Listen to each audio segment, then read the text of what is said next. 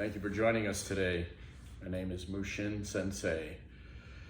Today I want to talk about practicing Zen in troubling times.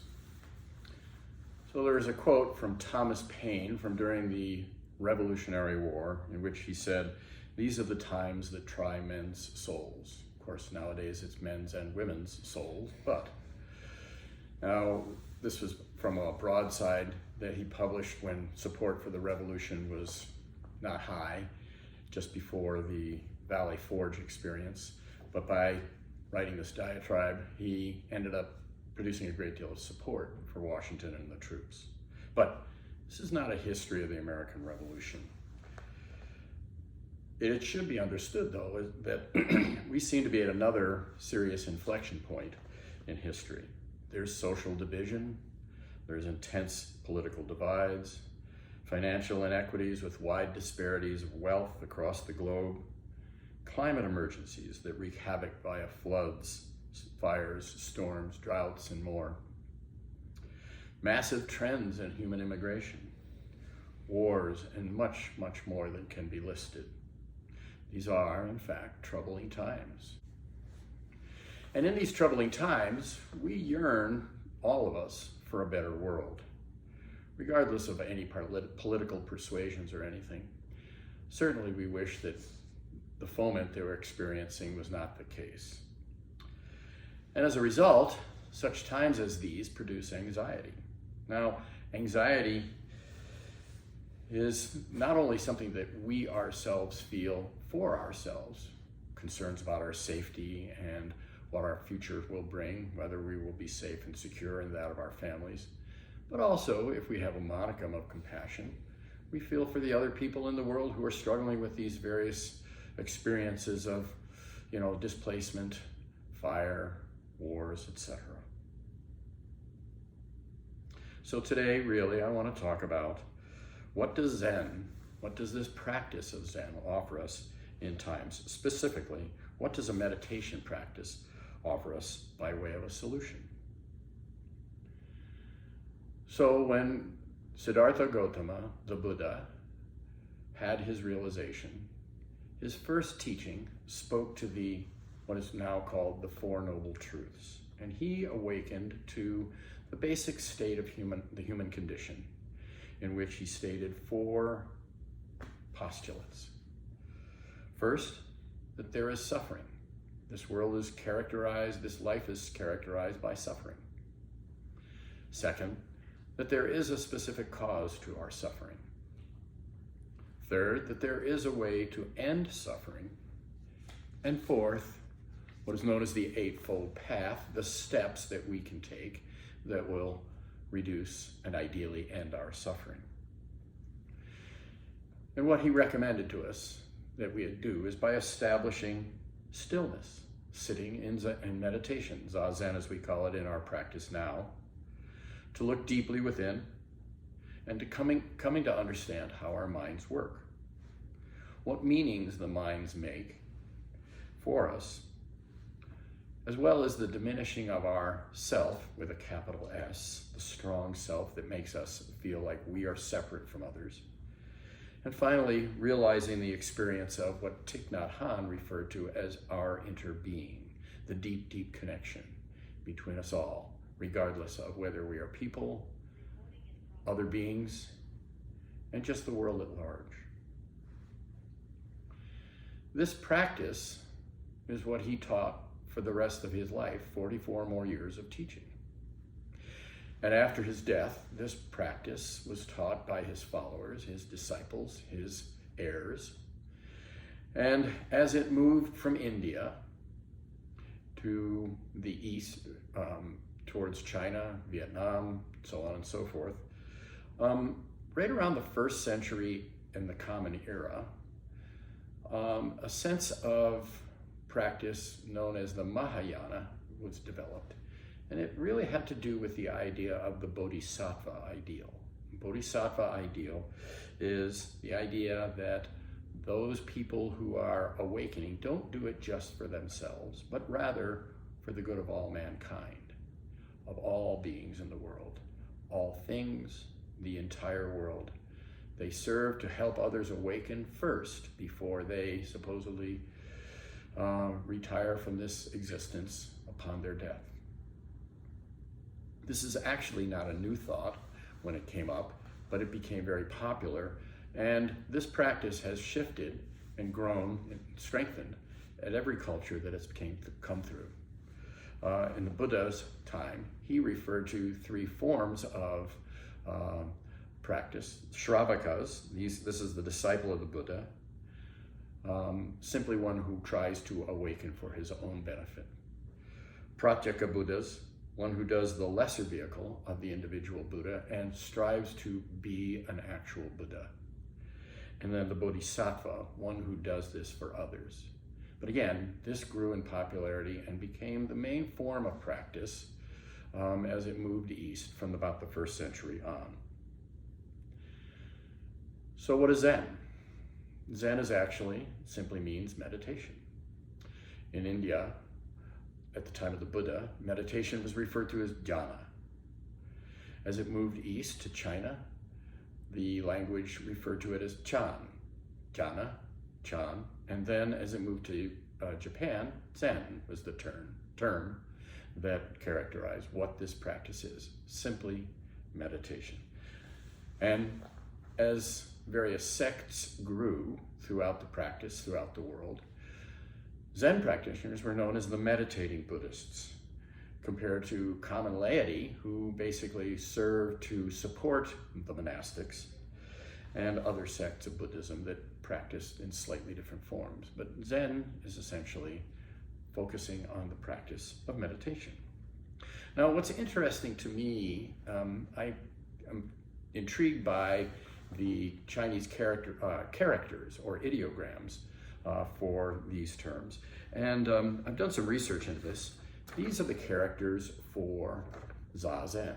It's a 2-character ideogram that refers to Za and Zen. So the first character, this looks rather like a scale. You can see the scale here. And on either side are characters, which simply mean persons, okay? In fact, what it's referring to is the self, inner and outer balanced, also 2 people in balance with one another. The second character is actually 2 parts. The left side refers to an altar with a person kneeling in front of it to show reverence and respect. And the right side is a net, and it's gathering things into a single place. Combined, their meaning, and this is one of the challenges with understanding Chinese ideograms, they're ideas versus literal letters that make up words that have very succinct meaning. But combined, they refer to a spiritual or religious activity, that's the altar, often performed in isolation, that involves gathering scattered thoughts. This is what our Zazen is. We sit, we gather our thoughts with others in Sangha, and to be truthful, this one-pointed concentration of mind is in cooperation with and in benefit for others. So this character will have, or these ideograms will have relevance as the matter of sitting meditation in troubled times comes up further.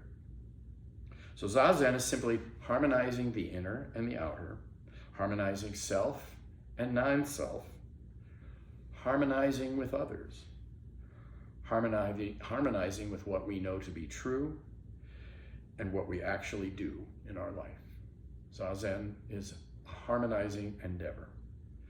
So we must understand that this is not easy, particularly in our current times. So we practice continually. This is why we're known as the sitting Buddhists. So what is Zazen? What is meditation? In fact, in the literature, if you will, of practice, there's very little that gives us specific directions. The Buddha simply said to sit and collect oneself. And in the 1200s, 1200 to 1253, great teacher in Japan, Eihei Dogen, he had written a thing called Fuken Zazengi, which gave really interesting points about how to sit, but it was really mostly the physical arrangement. In the Chan literature in China, there's a story about priest Yao Shan. It's case number 128 in Dogen's 300 koan Shobogenzo, in which a monk said, "How do you use your mind when sitting on the cushion?" And priest Yao Shan said, "I think, not thinking." And the monk said, "How do you think, not thinking?" And he said, "Simply thinking, non-thinking." Again, not very clear. In Dogen's Fuken Zazengi, he mostly describes how to arrange our physical space and our body. But most importantly, by doing so, Dogen emphasizes that form is important. Sitting on the cushion in a state of awake, uprightness, eyes open, with an open and spacious form. We are energized, we are awake, we're aware, we have our hands in this mudra to keep us attentive. This is not nap time, it is an active endeavor of sitting in present state. It's a simple but profound way to access what is the nature of one's mind, the nature of the minds of others. Again, the diminishing of our self, that self that is apart from others, and awakening to our interbeing with all beings and all things. Zazen does not change us, but awakens us to our true nature. How do we do this? Well, more than anything, what we're doing when we sit is we're seeing what's going on in our minds. And initially, it can be pretty horrifying. It can be pretty daunting. The challenge of one, that the noise in our heads never stops. It just doesn't shut up. And how much we're basically talking about, in story form, the harms that are done to us, why we are not happy, the challenges that we face in life that make us dissatisfied. As we sit with this longer, we become aware of the fact that there are certain patterns to our complaining, our dissatisfaction, our way of explaining the world. And the longer we sit, we become used to that. And then we start to see commonalities between how we treat our experience in the world and maybe how others do. So many is the time that when I sit on the cushion and I'm charged with something, and I see that, well, this is me being upset with this versus the world is plotting against me, I also recognize that those people who are supposedly plotting against me, they're just struggling in the exact same way that I am. And from that comes a little sense of not only compassion, but the fact that we are no different from those others around us. And as we do this longer and longer, and as the years go by, that sense of compassion grows and grows, and our recognition of our interbeing, that we are no different and that we are deeply connected with all things. This is what we do when we sit on the cushion. So why is this important in troubled times? Excuse me. All of the previous noted challenges that we face in this world at this time are happening to us all. There is no one on this planet who is not struggling. Even those whom we may be seeing as the perpetrators are still struggling in their own private selves for the same reasons that we are. The world is changing, we're changing. What do we do with this? What's going to happen to me? Am I safe? Are others safe? Are the people that I care for going to do well? And so on. No one is immune or separate from this. We will all face challenges together. No one on the planet is immune. This is another example of our deep interbeing, the fact that we are all going through this experience, not only the same, but at the same time. The arc of our practice through time is the pathway towards meeting those troubles. As I noted, we come to understand how our minds work. This takes time, and it takes courage, and it takes deep, deep patience. We realize the basis for our suffering. We are creating our suffering through our sense of, I don't like this. I'm not happy with this. it's also, we have an opportunity to understand how we make ourselves unhappy. Even those causes that can be external make us uncomfortable. It's how we meet those that is the point of our discomfort, our dissatisfaction, our suffering. Then we begin to see how our minds are not different from that of others, and we realize that all beings are struggling with essentially the same things. By sitting on this cushion, we become aware of the common wheel that we have with others. We feel a commonality with all beings, our interbeing, as Thich Nhat Hanh referred to it. And of course, as time goes on, the more we practice, the more we sit, our compassion engages, and we can see how we can be in deeper interrelationship with all things in this world. One of the most common things we see during disasters is how others come to the aid of those in need, often unbidden, and in spite of danger to themselves. During Hurricane Katrina, there was the parade of boats coming down to New Orleans to help, just from individual people who own boats, simply hooked up a boat to their vehicle, drove down to where they could assist, put it in the water, and took it upon themselves, in spite of many dangers, to just help, because they saw other beings in need, and their natural compassion, which is truly our original state of being, our connection and compassion with others. That is who we truly are. This is truly compassion in action. It really is. How we see and think about things determines all the choices we make.